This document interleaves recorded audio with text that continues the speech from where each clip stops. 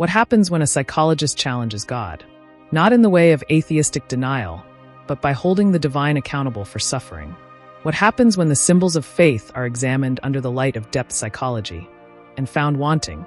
In Answer to Job, Carl Gustav Jung did something few dared. He psychoanalyzed Yahweh, the God of the Old Testament. He treated the biblical text not as infallible scripture, but as a psychological drama, a mirror of the soul's dark night. Was it blasphemy? Or was it one of the most courageous spiritual insights of the 20th century? Jung's Answer to Job is more than a theological critique. It's a psychological theodicy, an attempt to reconcile the image of God with the reality of human suffering and the development of consciousness. In this video, we explore Jung's radical interpretation, what it means for religion, for psychology, and perhaps most importantly, for you. Welcome to The Unfolding Journey, the channel where psychology, myth, and meaning come together to illuminate the deeper layers of life.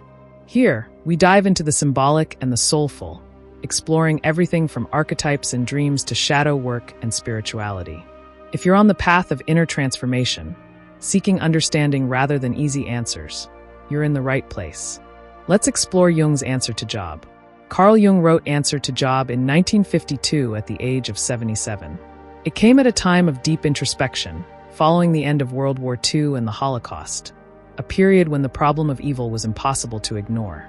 Jung, a lifelong Christian in cultural upbringing but not doctrinal belief, was disturbed by the theological implications of the Book of Job. In this biblical story, Job is a righteous man who suffers unimaginably, not because he deserves it, but to test his faith. God allows Satan to torment Job, destroying his family, health, and livelihood, all to prove a point. Jung saw in this story a moral failure on the part of God. Not just in a literal sense, but symbolically. The God image presented in the Old Testament was unconscious, one-sided, and morally incomplete. For Jung, this wasn't an attack on religion.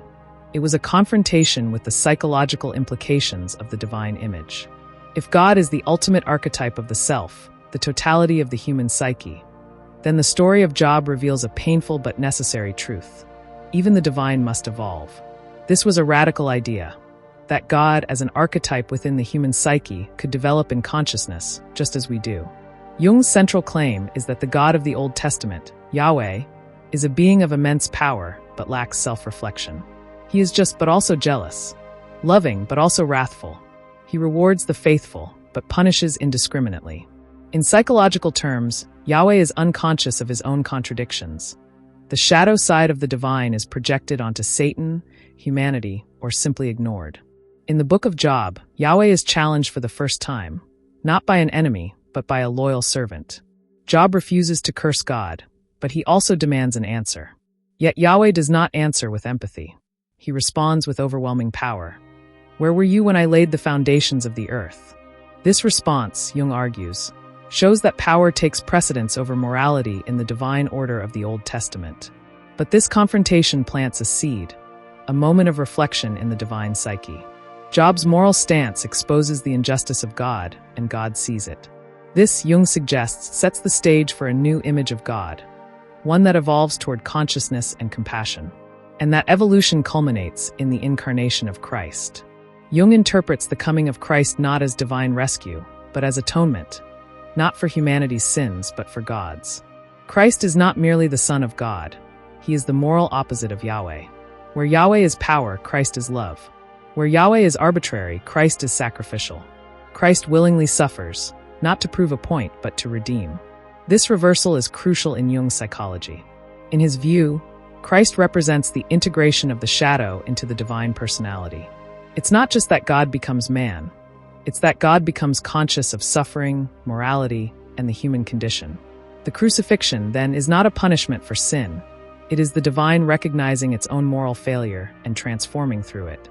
In Jungian terms, this is the individuation of God, the same process we go through in our own inner journey, confronting the shadow, recognizing contradictions, and growing toward wholeness. Thus, the psychological meaning of Answer to Job is profound. It is the story of conscious evolution, both divine and human. So, is Answer to Job a theodicy, a defense of divine justice in the face of evil? Yes, but not in the traditional sense. Jung does not defend God's actions in the Book of Job. Instead, He suggests that evil exists because the divine psyche was once unconscious.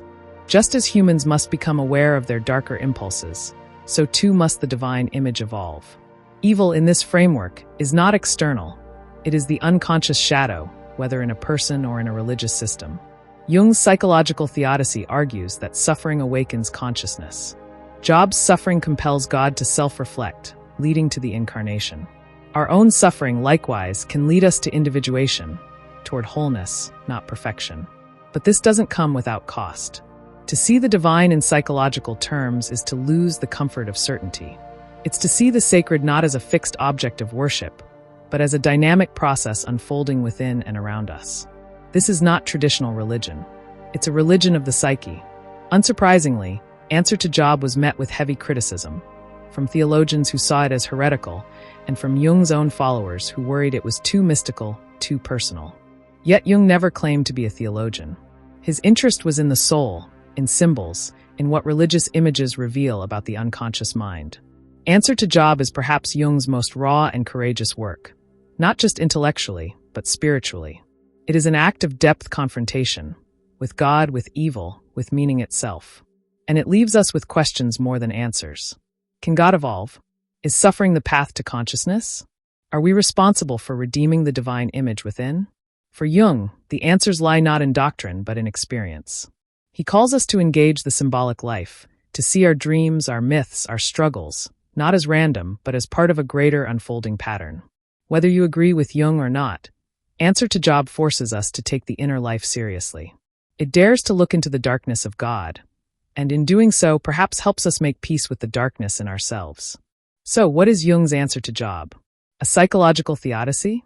A critique of divine injustice? Or a symbolic map for the soul's evolution? Maybe it's all three. Maybe it's an invitation to wrestle with God as Jacob did, to confront suffering not with blind faith, but with eyes open, and in doing so, to become more whole. Thank you for exploring this powerful and provocative work with us on the unfolding journey. If this video gave you insight or stirred something within, please like, comment, and subscribe to the channel. We're just getting started. More explorations of Jung, symbolism, and soul are on the way. Until next time, keep unfolding.